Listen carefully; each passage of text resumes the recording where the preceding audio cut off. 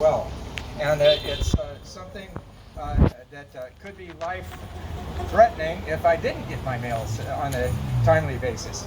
It hasn't happened up to now, but with this test program, I'm afraid there may be delays in the mail, my prescriptions that I need.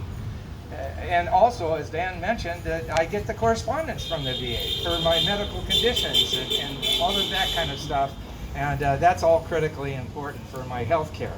But getting back to being a neighbor here, I'm a neighbor with my wife, Carol. She's over there holding the sign.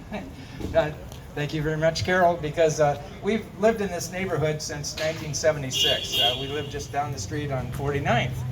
And this is, the Rose City Post Office has been a pivotal part of our neighborhood for years. And, you know, it's amazing that they would have this program that could change it and maybe fundamentally destroy it, along with neighborhoods and across the country that rely on their postal service.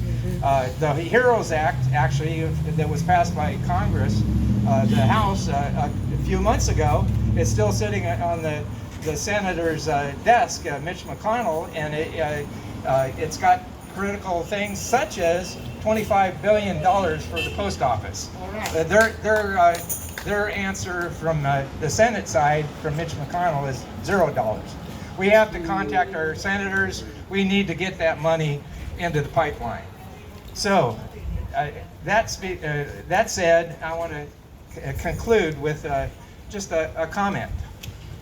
If you support the postal workers that are under attack by this pilot program that will, you know, do irreparable damage to the post office here, but potentially across the country, I want you to raise your right hand. All right. Thank you very much. I see a lot of hands raised. Thank you. Hey. Thank you.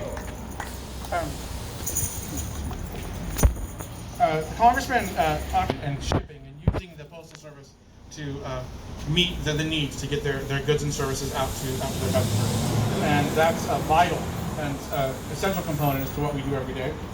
Up next, I'd like to bring up Robin Mahara from Small Business Shipping. I'm the microphone holder.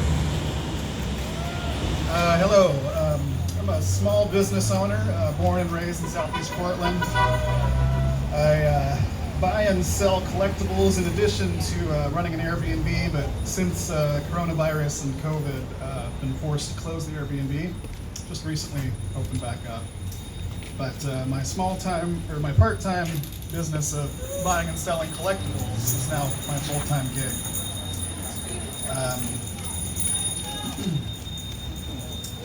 6 months ago, everything seemed to be working smoothly with the post office. My letter carrier, who I knew that I wanted packages hidden from the street view. I've had some thefts lately. Signing for packages was fast, and I could always depend on the 2 to 3 day guarantee that priority mail promised. Today, everything seems to be a mess. My old letter carrier is gone. There seems to be a new one every couple weeks. The morning email that alerts me now feels more like a suggestion or suspicion more than an alert of what's coming. Packages seem to be delivered to my neighbors regularly. Packages are left in plain sight.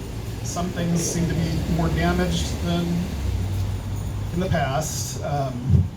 And the worst thing is that I'll even get updates that packages were delivered and there's nothing there, which ends up creating a panic on both ends, the buyer and the seller.